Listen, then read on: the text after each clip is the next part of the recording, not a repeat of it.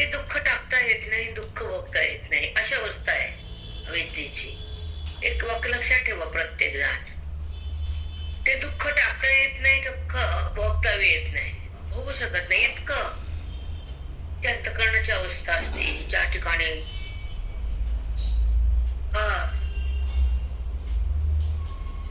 एक अंतःकरण व्याकुळ असतं. तर ती स्थिती जाण्यासाठी आणि अंतःकरणामध्ये सुखाची जाणीव होण्यासाठी आणि वृत्तीला ईश्वरामध्ये थांबण्यासाठी, आपला अनुभव आपण बघण्यासाठी, आपली जाणीव आपल्याला येण्यासाठी आत्मभाव जागा होतो, तो ज्ञान. कोणता भाव जागा होतो? आत्मभाव. ज्या भावामध्ये बुद्धीचा प्रवेश होतो, जो प्रवेश देहामध्ये असतो,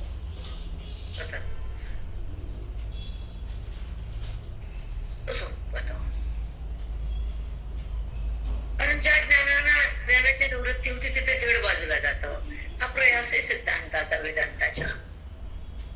जे ज्ञान प्रवाहित होतं रक्तांताच्या हृदयातून येतं, साधकाच्या अंतःकरणात जातं आणि साधकाचा वाद देऊन येतं.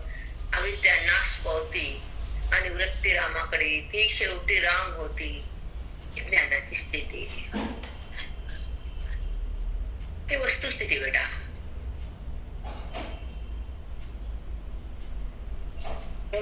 हॅलो प्रेरणा.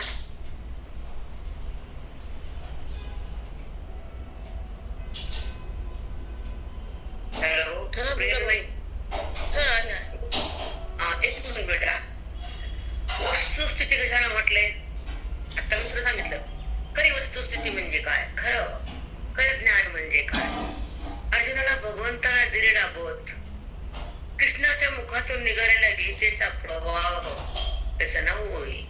पण तो प्रवाह जेव्हा अंतःकरणामध्ये तुमच्या साधक देतात, साधकाच्या अंतःकरणामध्ये साधू आपोआप ऑटोमॅटिक जातो, त्याचा अधिकार तिकडे जातो. अनाधिकारी लोकांना तो प्रवाह नाही घेत, पकडता येत. ते तितकंच खरंय. अधिकारी लोक साधक विरोधामध्ये असतात. अधिकारी लोक बुद्धीला प्रबळ करतात आणि अधिकारी लोक ज्ञानमय अवस्था होण्यासाठी श्वासाश्वासाचं तप करतात.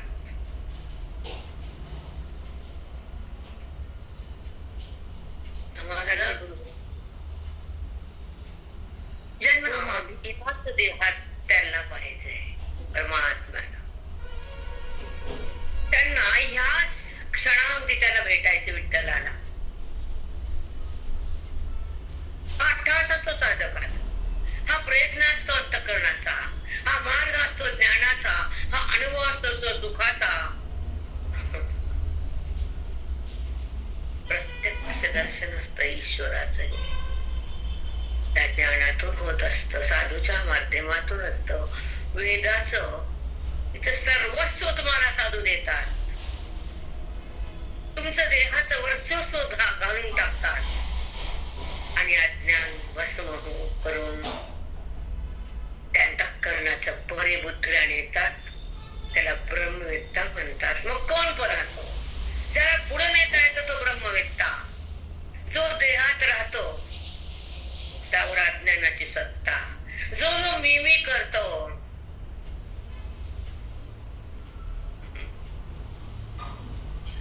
जो मी आणि माझं त्या अंतःकरणामध्ये सतत राहतो, तो ज्ञानी नसतो, अभिमानी असतो.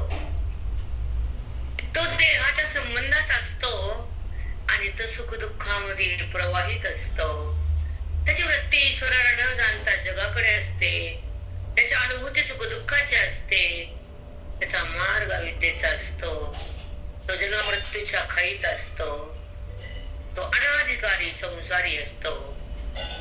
त्याला मार्ग स्वतःचा कळत नसतो, तो आपल्या जीवनाची तपस्या बनवत नसतो, तो वेदाचा रस्ता त्याला माहित नसतो, कारण तो विषयाच्या रस्त्याकडे असतो. तो मार्ग चुकीचा असतो. जो बुद्धीला विषयाकडे धाडतो, जो देहाला माझं म्हणतो, जो अंतःकरणामध्ये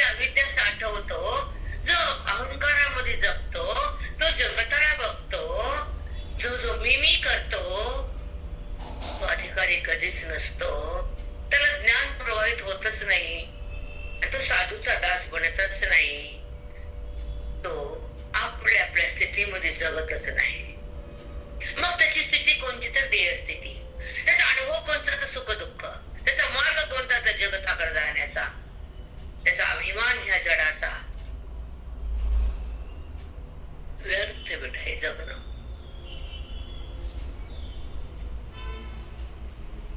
त्याचा अभिमान हे मी, देह मी. ते अंतःकरण स्वतःच म्हणते, तुम्ही तोंडाने बोला की न बोला, पण अंतःकरणामध्ये अविद्येच्या प्रवाहान अंतःकरणामध्ये तोच मी असा अनुभव असतो आणि सदा सदा त्याचा ध्यास असतो. कारण तो साधक अविद्येमध्ये सतत प्रवाहित असतो. ब्रह्मविद्या त्याला माहित नसती, कारण त्याला अधिकारानुसार त्याला ती अवस्था प्राप्त झाली नसती, म्हणून तो अलीकडच्या काठावर असतो. पूर्वमीमांसा फक्त माहितीये, उत्तर मीमांसा उत्तर टोक ज्ञानशास्त्र अध्यात्माचं अस्त्र माहित नसतं. कारण अंतःकरणाची अवस्था कमतरता आहे, प्रयत्न कमी येत, निर्धार कमी आहे, कष्ट कमी परमार्थाचे, अति ओढ संसाराची, अवस्था अविद्येची, सगळं सगळं चुकीचं आहे. तरी पण त्या जीवाला मी चूक आहे, मी चुकतोय, मी भ्रमात आहे, मी खोट्यात आहे, मला जायचंय, माझा रस्ता चुकलाय, मला स्थान मिळत नाही, माझा अभिमान जळत नाही, मला मार्ग कोणी देत नाही, मला माझी आत्मानुभूती होत नाही, मला संतांच्या संगतीत जगायचंय, मला वेदाला चाखायचंय, मला अनुभवात नाचायचंय, मला भवातून निघायचंय. हे ज्यांना कळतं तो जगात अति महान भक्त असतो विठ्ठलाचा.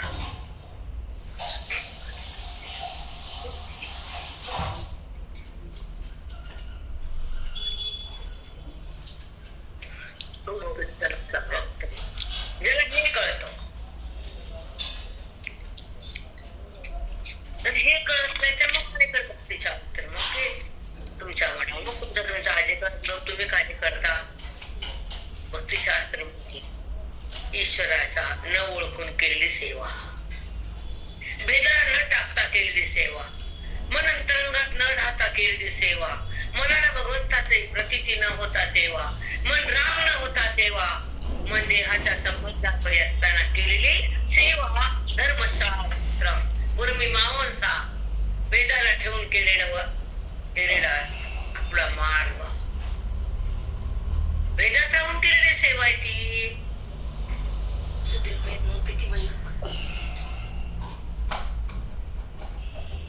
आहे सेवा, आम्ही मान्य करतो ना, पण अभेदात नाही. तुम्हाला काय कळून द्यायचं घ्या कळून, पण अभेदातला मेवा भेदाच्या सेवेनंतर मिळतोच. पण तशी इच्छा पाहिजे.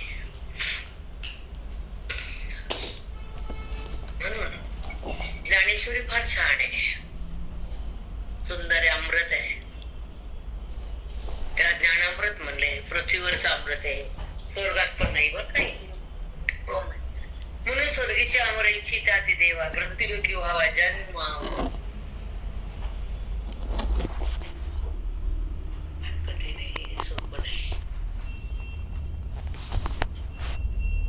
चला आपण ओळीकडे जाऊ. कुठं होतो काल तर वाटलं ओके बेटा.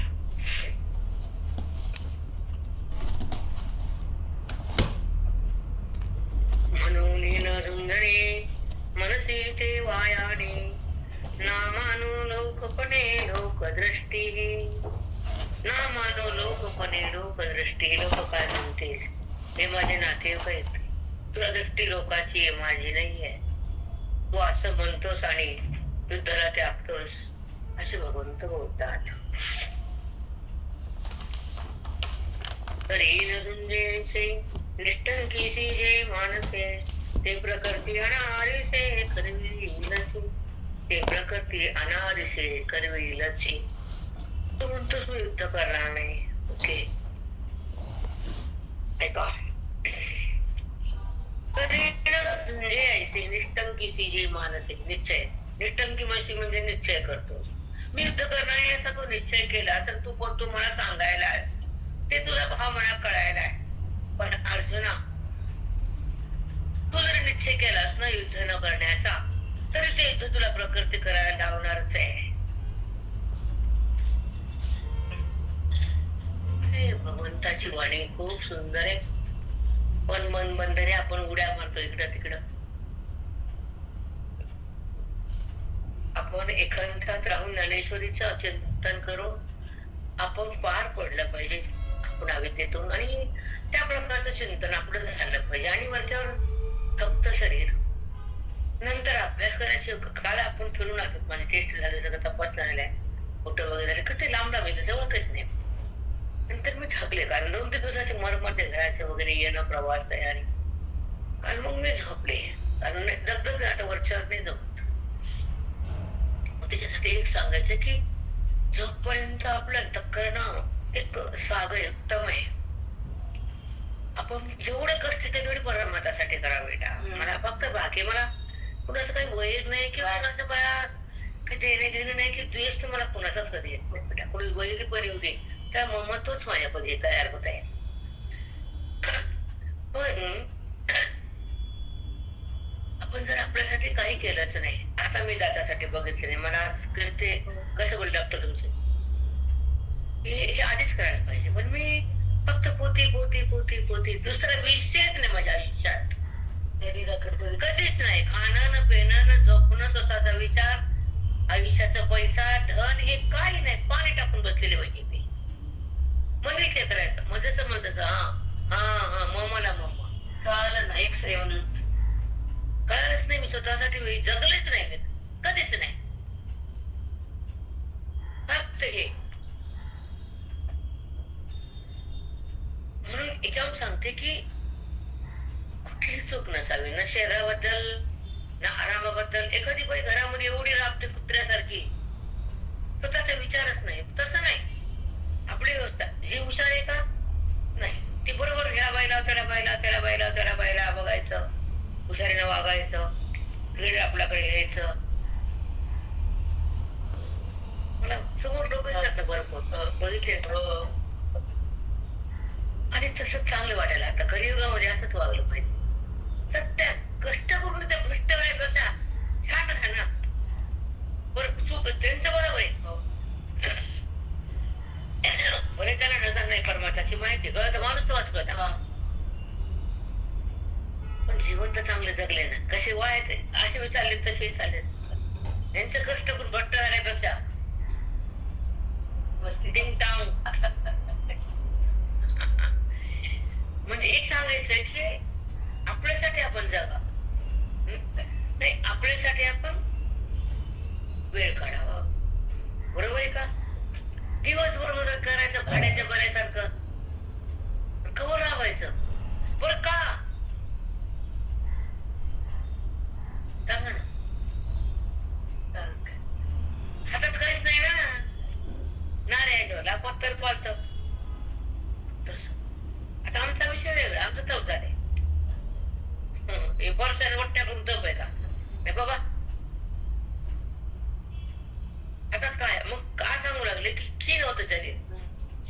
एका समयाला जी ताकद असते हे तुमच्या चिंता करून कष्ट करून ती संपून जाते, आणि वय झाले की मग ते साथ देत नाही.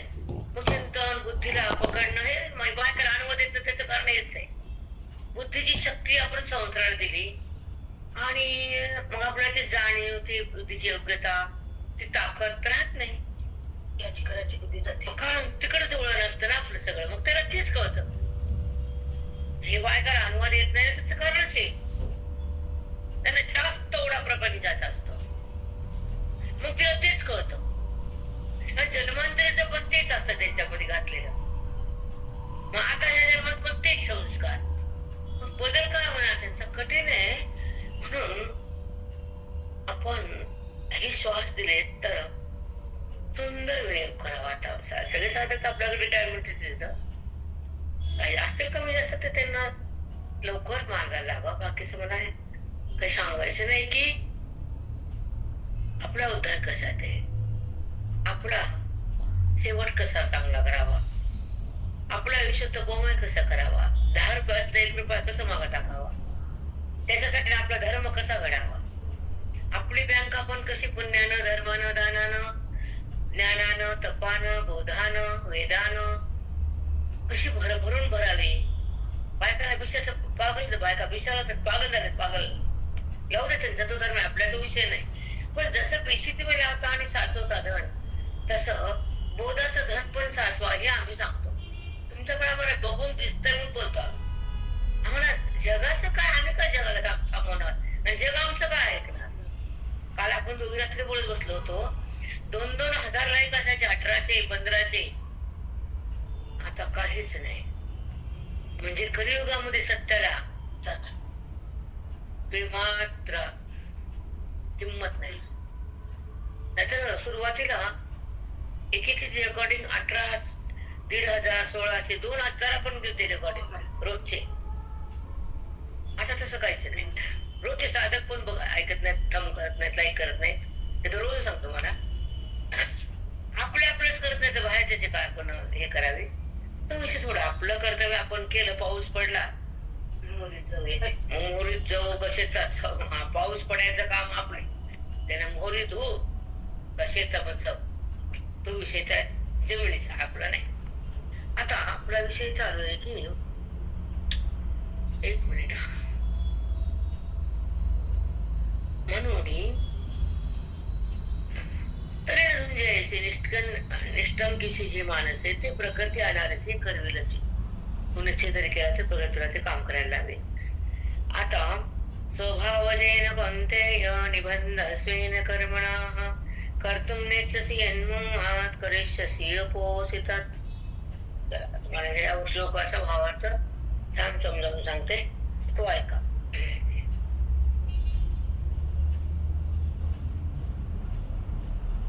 स्वभावजेन कौन्तेय निबद्धस्वेन कर्मणः कर्तुं नेच्छसि यन्मोहात् करिष्यसि अपोसितात्. बघा, स्वभावजेन कौन्तेय निबद्धस्वेन कर्मणः. निबद्ध निबद्ध बद्ध म्हणजे देहाच्या संबंधामध्ये असलेली बुद्धी आणि त्या धर्मानुसार वाट्याला आलेलं कर्म.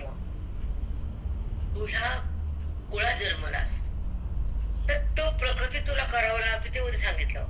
पण ह्या प्रकृतीच्या संबंधानं जो तुला वर्म दिलाय मी, ते वर्णाश्रमाचं पालन करणारी प्रकृती करतीच आहे. निबद्ध, तू त्या प्रकृतीत आहेस. कोणता? क्षत्रिय. निबद्ध स्वेन कर्मणा, त्या वर्णानुसार आलेलं प्रकृतीला वाट्याचं कर्म ती प्रकृती करणारच. तू नाही म्हणलं तर. रामा, काय म्हणजे काय गोपनीय असतं समजत नाहीत का आपल्याला. खरंच ज्ञानामध्ये इतकं सुंदर आहे बेटा, कशातच नाही. ते मरमर नाही, कष्ट नाही, पैसा नाही, काहीच मरमर नाही. जसं तुम्हाला अलीकडचं करायला खूप तयारी, खूप पैसा, खूप कष्ट लागत, पण तो वेदांत नसतो. वेदांत आहे का तो? धर्मशास्त्र. भगवंतासाठी केलेली सेवा, अंतःकरण शुद्धतेचा मेवा, पुण्याचा ठेवा, ज्ञानाचा नाही. ज्ञानाध्यात्मामध्येच, ज्ञान संतामध्येच, ज्ञान वेदामध्येच, ज्ञान श्रवणामध्ये.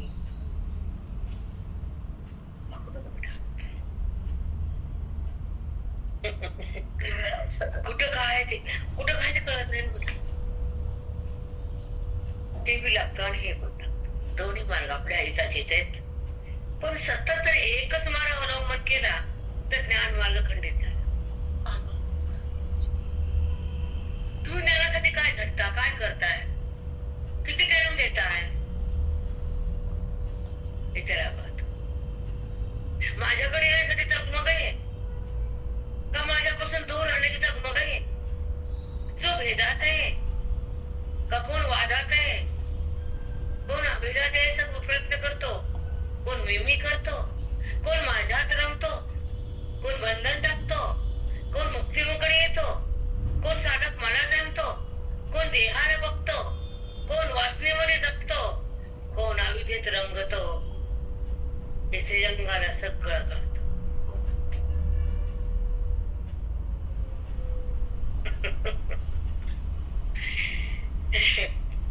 कळते की नाही? नाही बेटा, तो नृत्य डोळा त्याला सगळं सर्वांगाने तो नृत्य हे त्या दृष्टी आहे सगळं सर्व. तो एक सांगू तुम्हाला, एक शब्द देते त्यामुळे तुम्हाला कळलं सगळं. सर्वज्ञ आहे, आपण अल्पज्ञ नाही. सगळ्या जगाचा प्रत्येक जीवाच्या मनातला त्याला कळतं, म्हणून तो सर्वज्ञ आहे. कीटक मुंगी पासून तेवढं त्याला ज्ञान आहे. मग आपल्याला कुठं ज्ञान आहे? आपलंच आपलं ज्ञान आहे, जगाचं कधी अवघड आहे आपलं. चला ऐका. स्वभाव जेन कौंतेय निबद्ध स्वेन कर्मणा.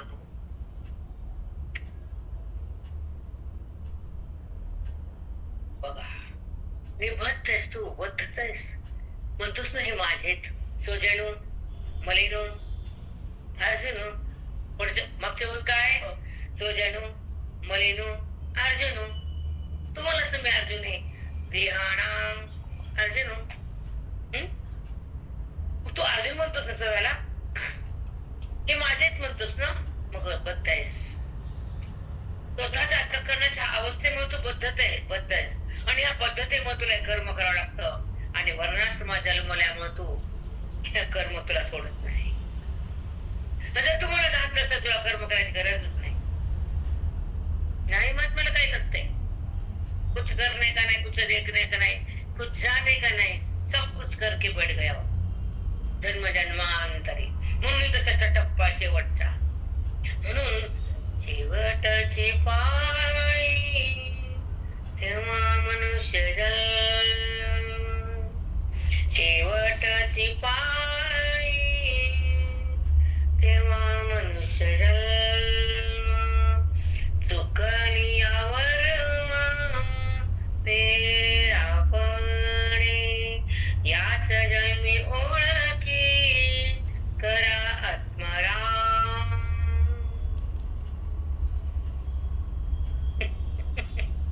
हे जन्मात ओळख करा फक्त आत्माराम. देहाची, नात्याची, जगाची, विषयाची, सोन्याची, चांदीची, सगळं तेच बुधाळात भरलेलं. नाही, किती ओढे खोट्याची, किती जाणीव देहाची, किती विकार वृत्तीमध्ये. हे टेस्ट करणं हे साधकाचा प्रथम कर्तव्य आहे. कोण पण असू द्या, आम्ही असूया पण ओढ कशाची आहे? तगमग कोणाची आहे? भगवंताची आहे, संसाराची? तगमग असावी, जगमग नाही. जगमग म्हणजे की संसार आणि तगमग म्हणजे की हरी. हो, मग झगमग झगमग झगमग तसंच आहे ना. आहे की नाही? तगमग असावी,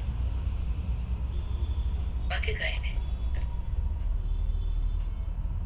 म्हणून ह्या चिंतनात आपण आलो, धन्य झालो. माझे साधक धन्य आहेत, कारण त्यांचं अमृत आहे. द्वारकामावशी तुमची काय बोलते भाषा, एवढ्या वयाला अमृत वेळ देऊन तुम्ही जाता जाता काय ओळख त्या बाईला? अधिकार म्हणतात त्याला. इथे जात धर्म काय लागत नसतंय. नाही, वारीमध्ये सगळे एकत्र येतात, हरीचे दास होतात. आणि पायापाशी कोण आहे? कोणी बंधवाच्या पायापाशी?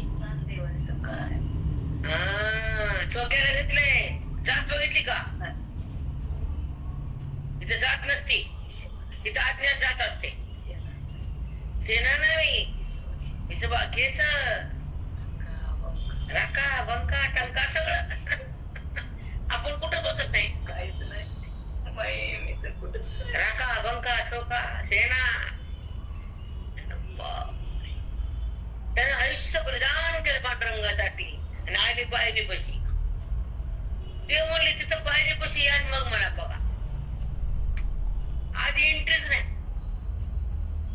बरोबर आहे ना? म्हणजे भक्ती परिपूर्ण करा आणि मग मला चित्तात धरा.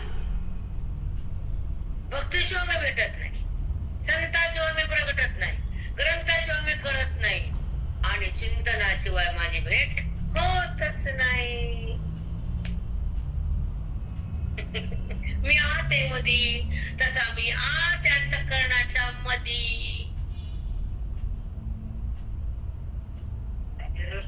तसंच आहे ना सरोजा. तुम्ही आत्ता आत्ता आला म्हणून तुम्हाला नवल वाटायला. तुम्ही आत्तापर्यंत तेच झटून केलंय की नाही? आता जर वारीत आले नाही नीट वागले ना, मग सांगा तुम्हाला बसून रस्त्यात चिंतन करायचं. त्या बाहुलीच्या टप्प्यावर पावसाची थाट टाकायची वेदाची. ज्या मार्गाने भगवंताकडे जायचंय तिथे तिथे अमृत सांडायचे वेदाचे. आपण तेच करणार. घरामध्ये बसणार नाही, बायका आपला बायका नाही, आपलं ट्रेन घ्यायचे, आपलं बघायचं. लोकांचं कम द्यायचं. आता पण तेच धंदे केले. आता नाही. आता का स्वभाव जेन कोणतेय निबद्ध स्वेन कर्मणा. स्वभाव जेन कोणतेय. तू स्वभावानं बद्ध झालास, मूळचा बद्ध नाहीस. मूळचा तू देहाहून भिन्नस, पण तुझा स्वभाव हे माझे, हे माझं, मध्ये माझा. स्वभाव जेन कोणतेय निबद्ध स्वेन कर्मणा. तुझ्या स्वभावामुळे, तुझ्या संबंधामुळे, देहाला माझं म्हणल्यामुळं तुला ते कर्म करावंच लागणार आहे. ऐका, खूप सुंदर आहे. कर्तुम नेच्छसी यन्मोहात. बघा, मोहात आहेस तू. बघा, यन्मोहात. तू माझ्यात एका मोहात आहेस. सांग बरं आधी. पटकन उत्तर दिले देवाने, म्हणलेच नाही. तू विचारलं नाही त्याला. यन्मोहात, तू मोहात आहेस. मुलीच करत नाही म्हणतोस. लय मस्त आहे लोक. कर्तुम नेच्छसी यन्मोहात. हे कर्म करत नाही. नेच्छसी, तुझी इच्छा नाही. कर्तुम, काय? हे युद्ध करण्याची. नेच्छसी, इच्छाच नाही तुला, कारण तू मोहात आहेस. काय वाक्य बघा. कर्तुम नेच्छसी यन्मोहात. तुला ते युद्धाचं कर्म करायचं कमून नाही करत. मी करणार नाही असं म्हणतोस ना. नेच्छसी, तुझी इच्छाच नाही. कशामुळं? तर तू यन्मोहात, मोहात आहेस. म्हणून तुला युद्ध करायचं नाहीये, स्वतःला पालन करायचं नाहीये, आणि तुला धर्माचं रक्षण करायचं नाहीये, आणि तू बद्ध आहेस. तरी पण तुला ते प्रकृती कर्म करायला लावणारच. तुझ्याकडून ते होणारच.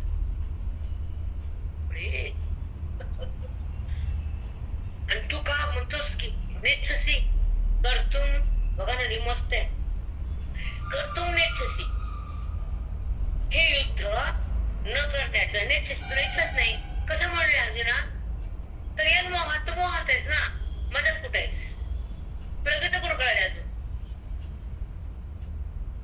तुम्ही करत नाही, मी करत नाही म्हणतो ना. नेच्छसी, तुझी इच्छा नाही ना. का बरं? त्याच्या मग त्याचं कारण आहे यन्मोहात, तू मोहात आहेस. त्याला म्हणते गीतेचं पारायण. कळालं का? एका शब्दाच्या आत अंतःकरणात प्रवेश करतो आणि त्या शब्दाचा रस घेऊन त्या श्रीअंगाला धरतो. त्याला म्हणते पारायण. लय वाईट वाटतं आम्हाला. त्याच्यासाठी असं का अर्ध उठराचं ढेढेकळ कळतच नाही म्हणत. कधी कळा? एक एक शब्द बघा ना. कर्तुम नेच्छसी, शब्द जाणतो मी. तुमचा एक श्लोक तुमचा काय सांगतो ते डोक्याला घासा ना. तुम्हाला बाकीचं कसं वाचता येतं? ती जाऊ तवा तसं म्हणली होती त्याच्या लग्नात. आता लवकर जायचंच नाही, मांडव झाल्यावरच जायचं. पाठ करते बायका आणि तसं असतात, धरून बसतात ना त्याला. म्हणजे उदाहरण काय द्यायले? त्यांना ते पकडलेलं असतं संसार. पाठ असतो तो त्या बाईचा घडलेला प्रसंग. मग ज्ञानाचा प्रसंग तू पाठ काऊन करत नाही बाई? कर ना ते. आम्हाला काय करत नाही. सारख्याला सारखं वागावं कली येतं. आम्ही ते म्हणत नाही. आम्हाला वागणं काय करायचं? कसं आहे वागण, कसं आहे जगा, तो तुमचा विषय. पण ते म्हणते नाही बाबा, तिने मला ते दिलंच नाही शेवंतीचं. माझ्या बाजूच्या बाईला दिलं, मला दिलंच नाही गिफ्ट. तिच्याकडे जायचंच नाही शेवंतीचे. त्याच्या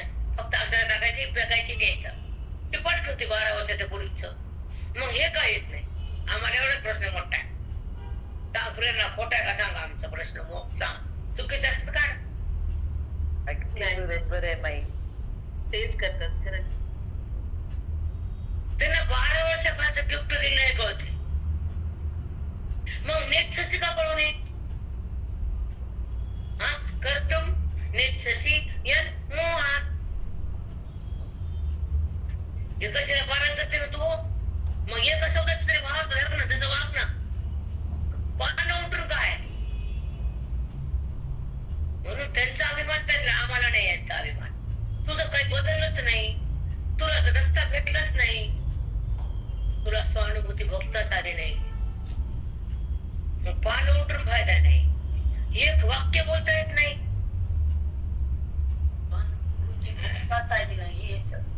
नाही बेटा. मग तुम्ही करता काय? हिचं कारण सांगते. आयुष्य संपून चाललं, श्वास बंद व्हायले, तर तुला सुट्टी तुझी गाठली नाही, अनुभूती तुला आली नाही, अज्ञान तुझं गेलं नाही, स्वतःची जाणीव तुला भोगता आली नाही, तर करून काय बी फायदा नाही. कारण आता जास्त आयुष्य उरलेलं नाही. आणि जरी झाले तर कामाचं नाही. इथं कामाचे काम.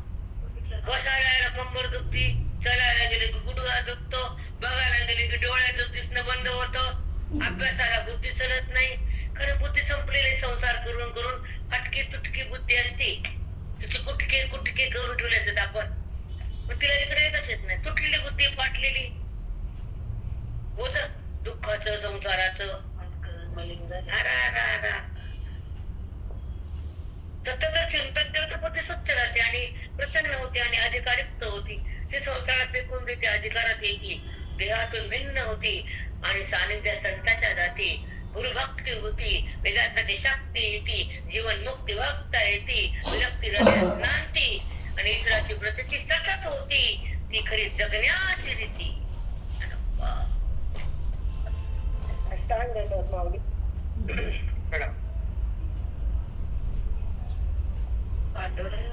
जगायचं सोडूला. किती काळ आपण या संसारासोबत, किती काळ त्या लेकरासोबत, किती काळ त्या देवासोबत. कशाला बाकीचं वन वन वन करायचं? काही असो काही नसो, तिथं चिंता नाही, त्याचा ध्यास नाही, त्याची ओढ नाही, त्याची आवड तर नाहीच नाही ठेवायची. कारण अंतिम टप्पा त्याच्यापाशी जायचा. हिची ओढ कशाला? ठिकाणी पदार्थ सगळे त्यानं जसं ठेवलं तसं जायचं. जसं आहे तसंच जगायचं. नाही नाही, आहे आहे नाहीच्या पुढे जाणारा भक्त परम भक्त आहे. कळत नाही आपल्याला. आम्हाला कळत नाही. नाही बेटा, ती जगताना कसं जगावं, कोणाला बघावं, जगाला बघावं का जगदीश्वराला बघावं? जगत दिसताना जगत नाही हे अनुभव असतो आणि जगदोत्तर जगत हृदयात प्रगट असतो. वासनेचा तिचा अंत असतो, तो महान संत असतो. वासनेचा अंत झालाच पाहिजे, वासना उत्पन्न झाली नाहीच पाहिजे, मन शांत केलंच पाहिजे, तर तिथे स्थिती ज्ञानाची बघता येते. वासना कापून टाकली पाहिजे, वेग संपवून टाकला पाहिजे, ज्ञान गिळलं पाहिजे, अज्ञान जाळलं पाहिजे, भगवंताला जाणलं पाहिजे, संतासंग जगलं पाहिजे आणि स्वरूपाला बघलं पाहिजे. तर तुमच्या जीवनात सार्थकता. बाकीचं काय पसारा किती जरी गोळा केला तर काय अर्थ काय? ते सोनं त्या बायला मुक्त करत नाही. करत का? ते संसार त्याला जगू देत नाही, ते नाते त्याला सुख लागू देत नाही. जे सुख लागत ते संत आहेत, जे सुखाचा रस्ता ते ग्रंथ आहेत, आणि जे सुखरूप आहे तो वेदांत आहे.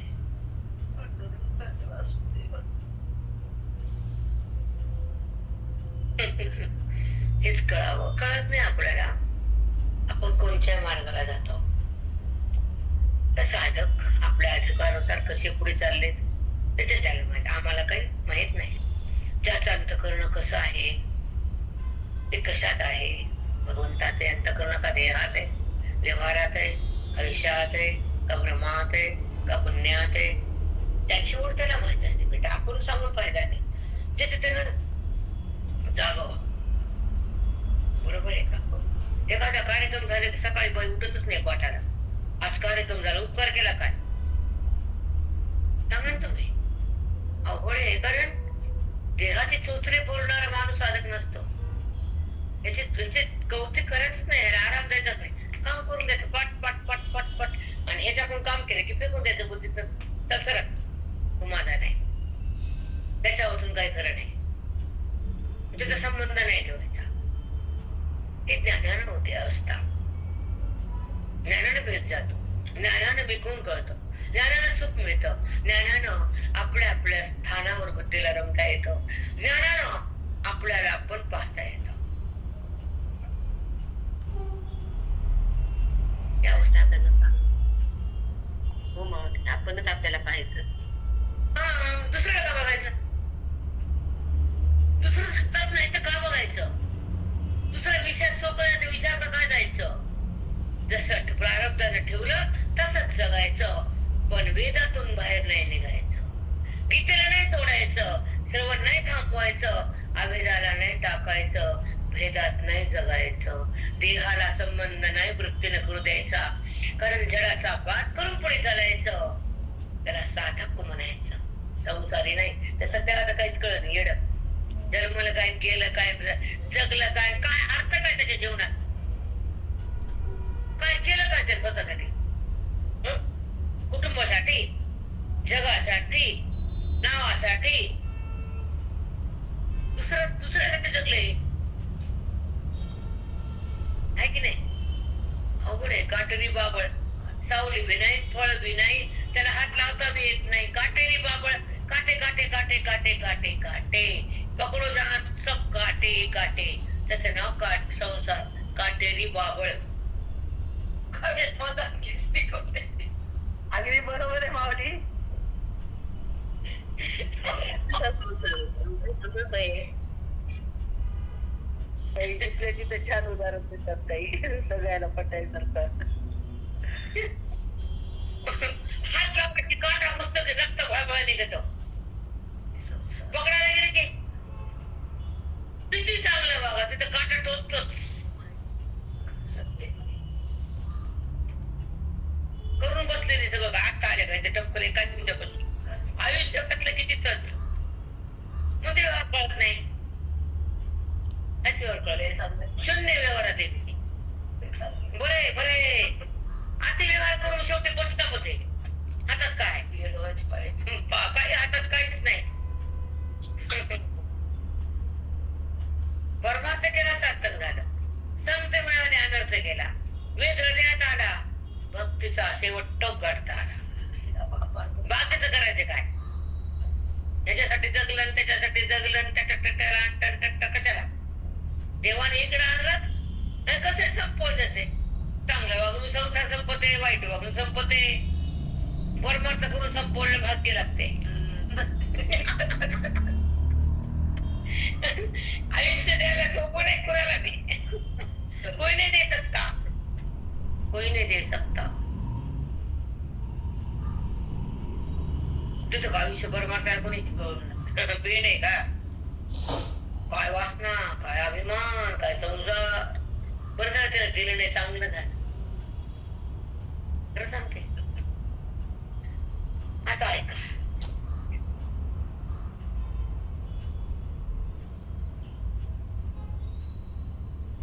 ते मस्त श्लोक राहतो ना. पण स्वभावजेन कौन्तेय निबद्धस्वेन कर्मणा कर्तुं नेच्छसि यन्मोहात्, कर्तुं नेच्छसि यन्मोहात्.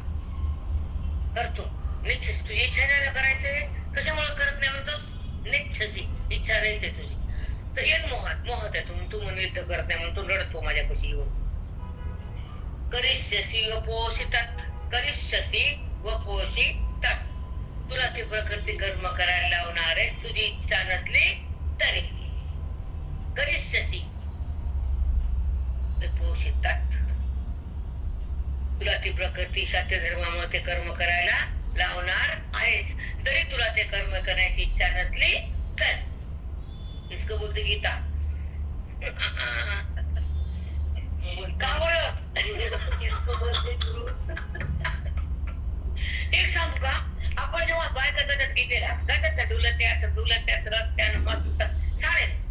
छान बघा वाटत त्यांना, कारण चालले पारायणाला अभिमान आहे त्यांचा.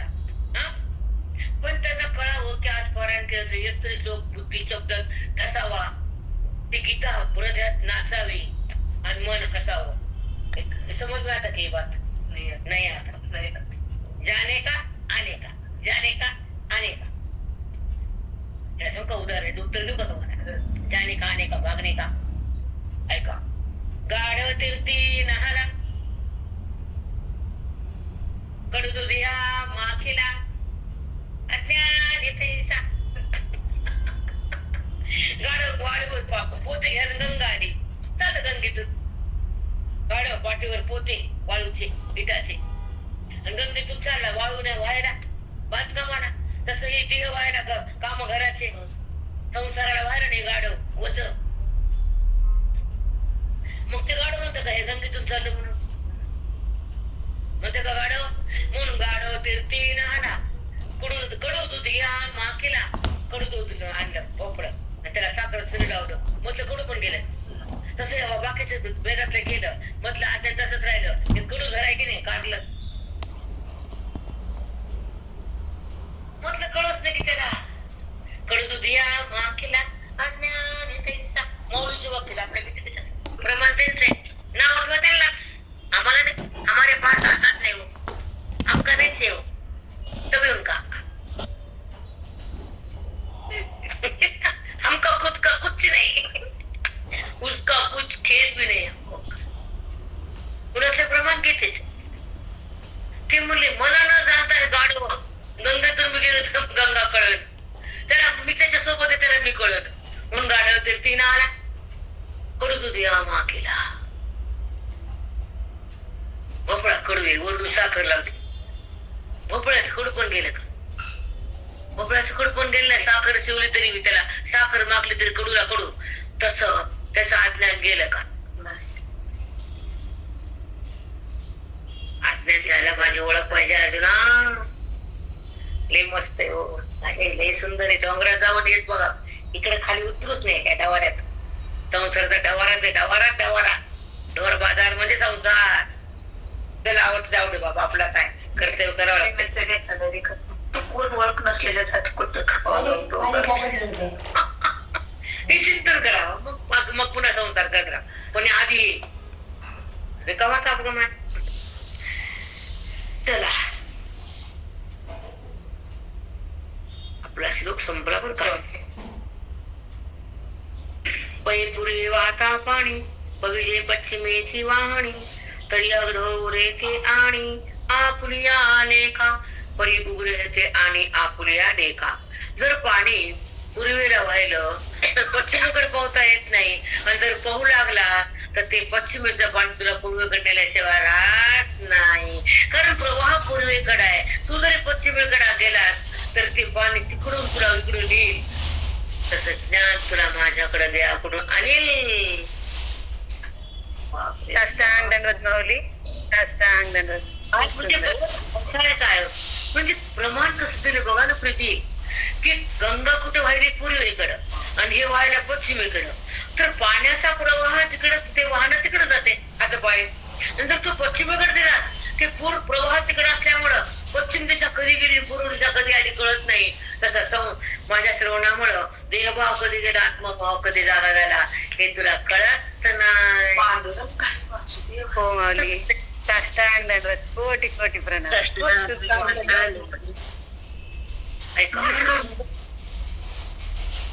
किती सुंदर प्रमाण दिले. प्रवाह पूर्वेकडे पश्चिम जास्त कसा, जरी पोहायला गेलास तो प्रवाह तुला तिथं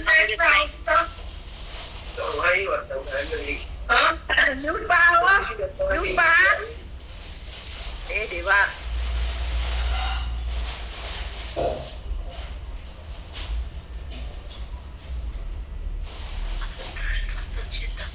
छान प्रयास माऊली. हॅलो, दृष्टांत वाचून कळत नाही. दृष्टांत वाचून कळत नाही माऊली एवढं नाही.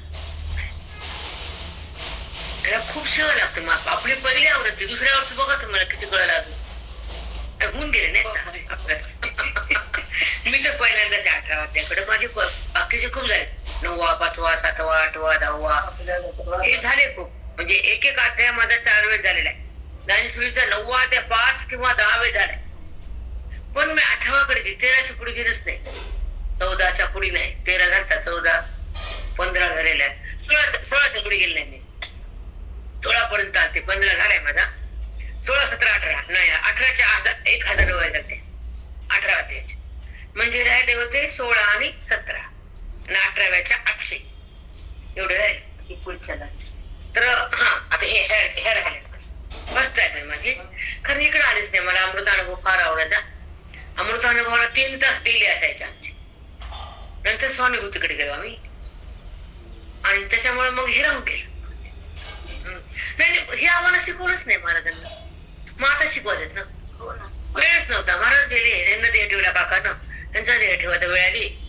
अमृतानुभव संपला कीच महाराजांना देह ठेवला. म्हणजे सोडून गेले बरोबरीला. आणि काका तर 4 सागर बागाची आवड झाली की नाही माझी. त्यांच्याकडे जास्त काळ नव्हते. मी 10 ते 12 असं 1 7 8 10 वर्ष जास्त नाही. महाराजांकडे जास्त वर्ष. त्याच्यामुळे हा ग्रंथ लावून नाही दिला महाराजांना. आता ज्ञानेश्वर लावून दिले. टाइमच नव्हता त्यांना. आता ऐका पुढचं. पैपुरी वाता पाणी पविजे पश्चिमेची वाहणी परी तरी आग्रह येते आणि आपुलिया लेखा. ते पाणी तुला पूर्वेकडेच नेणारे. कारण प्रवाह पूर्वेकडे. तू जर पश्चिमेकडे गेला तर पाण्याचा प्रवाह तुला तिकडे खेचणारे. तसा तुझा बोधाचा प्रवाह तुझ्या बुद्धीला माझ्याकडे खेचणारे. तरी तुझी वृत्ती देहाकडे असली तरी. घ्यायसारखं वरम आहे. हे कळालं की पुन्हा काही कळायचं गरज नाही. काय वाचायचे तर मी काय टाकतो. काही खचपट करतच नाही. आता काय तस विषय आपण पुढे जातच नाही. सध्याच नाही. आगाव होत बी नाही. आपल्याच्या ताकद बी नाही. हे वाचते वाचते वाचते वाचते वाच एवढं एक कळायला सगळ्याचा सार मिळाला. 6 4 वेळ 6 7 18 पुराण. त्याचा गाभा म्हणजे ज्ञानेश्वरी. हा सगळ्या हिंदू धर्माच्या ग्रंथाचा सार म्हणजे ज्ञानेश्वरी. वेदाचा भंडार म्हणजे ज्ञानेश्वरी. सुखाचा सागर म्हणजे ज्ञानेश्वरी. अमृताचा रसपान म्हणजे ज्ञानेश्वरी. विठ्ठलाची अंतरात भेट म्हणजे ज्ञानेश्वरी. बुद्धी ब्रह्म होणं म्हणजे ज्ञानेश्वरी. आणि आपली जाणीव आपल्याला होणं म्हणजे ज्ञानेश्वरी. बाकीच्या ग्रंथाचं काय देणे ना आम्हाला. एकातून कळालं सगळं मिळालं. कशाला काय बाकीची भनभन करत बसायचं सांगा बरं. आता ऐका.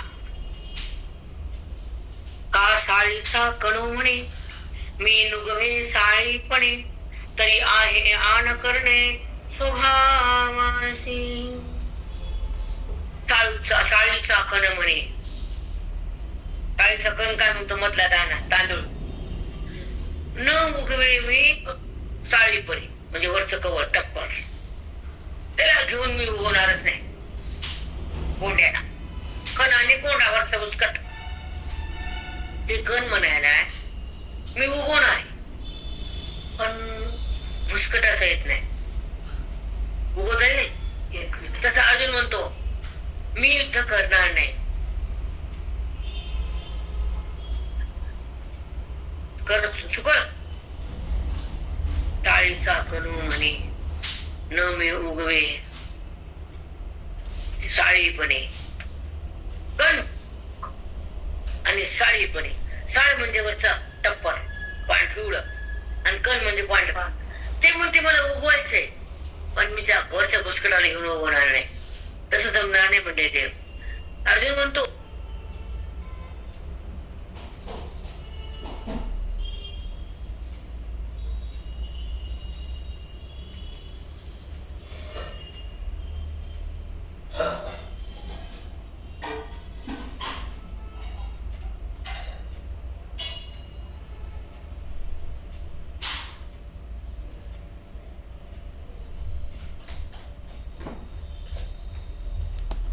साधक आहे ज्याला ज्ञानाची साधना करायची, ज्याला हरिरूप व्हायचं, ज्याला संसार सागरातून तरून जायचं, ज्याला वेदाकडे थांबायचं आणि ज्याला देहातून निघायचं, ज्याला बद्धतेला टाकायचं, ज्याला आत्मरंगात रंगायचं, ज्याला वेदाचा संग करायचा, ज्याला मोक्षाचा मार्ग करायचा,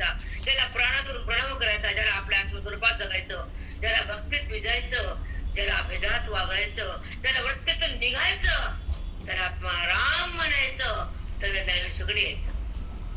इतरत्र नाही, इतर कोणी बी नाही, फायदाच नाही येऊन इकडं. हॅलो प्रेरणा,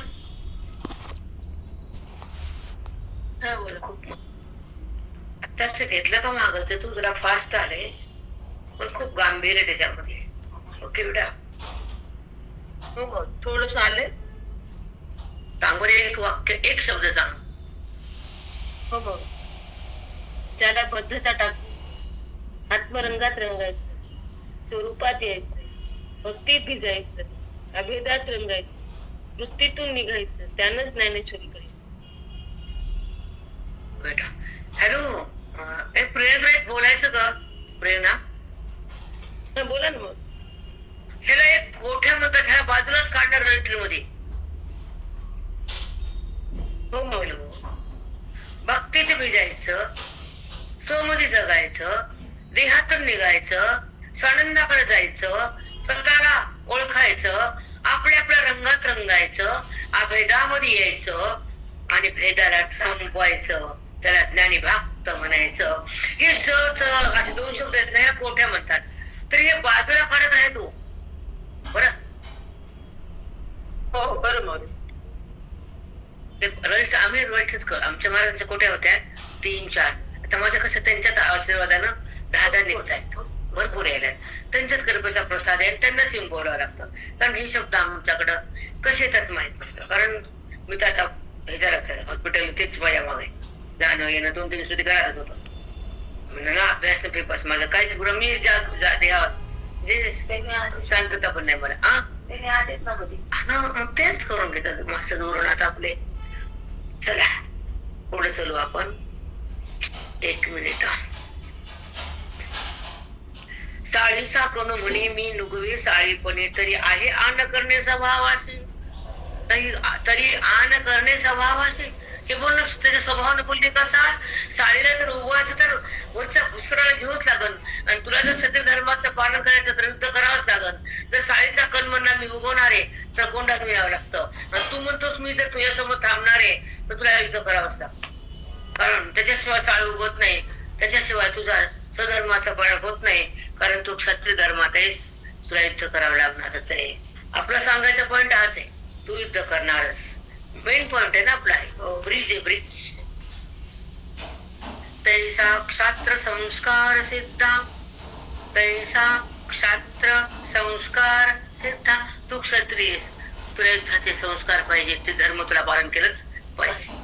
प्रकृती घडीलाशी प्रभुता, क्षत्रिय संस्कारामुळे तुझी प्रकृती युद्धाकडे प्रारंभ करणारे, प्रकृती तुला युद्ध करण्यासाठी भाग पाडणारे.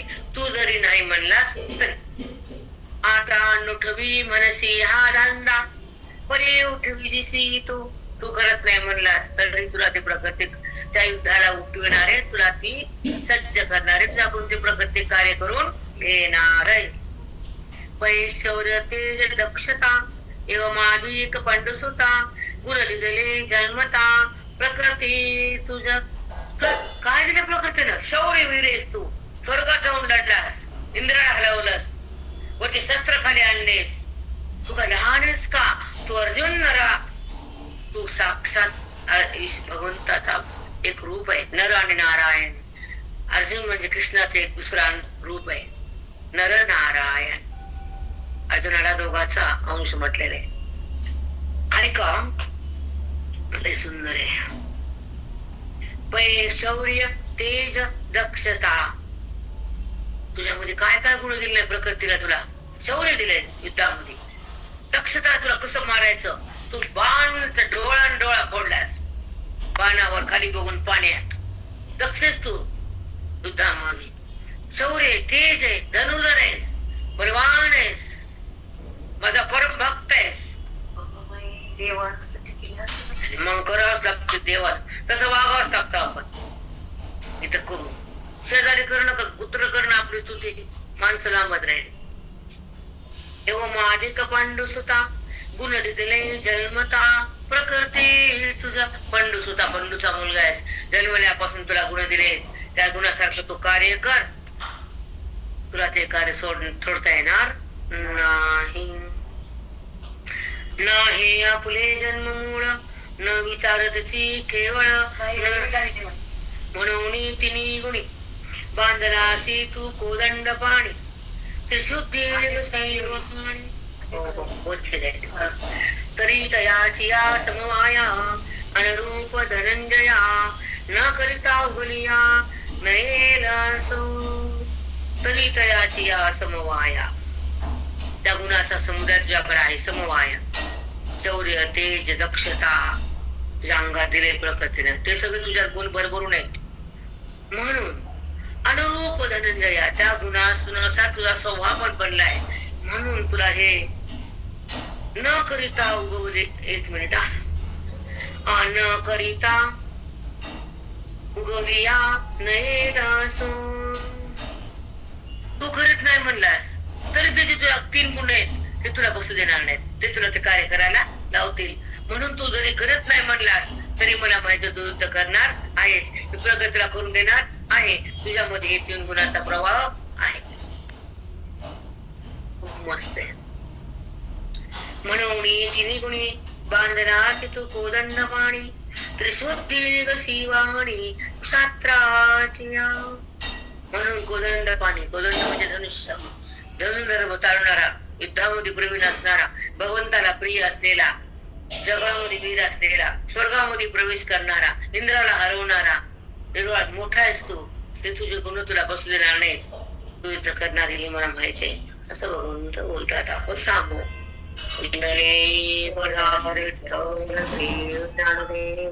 तुका